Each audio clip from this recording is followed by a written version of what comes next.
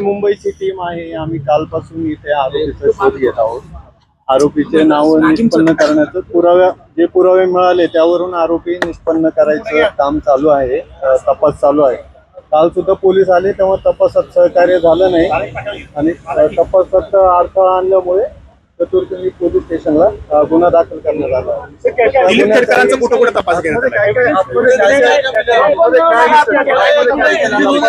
तपास चालू आहे।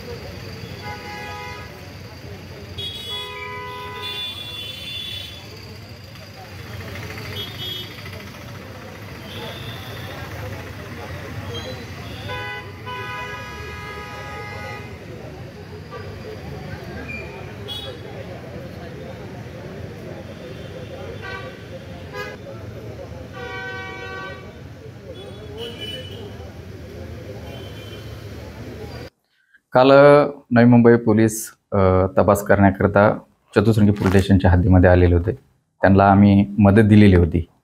ते मदत घेऊन मनोरमा खेडकर यांच्या बंगल्यामध्ये ते गेलेले होते, परंतु त्या ठिकाणी त्यांना कुठल्याही प्रकारचं सहकार्य केलेलं नाही, गेट उघडलेलं नाही, तसेच त्यांच्या अंगावर कुत्रे वगैरे असं घालून त्यांना भीती घालण्याचा प्रयत्न त्यांनी केलेला आहे।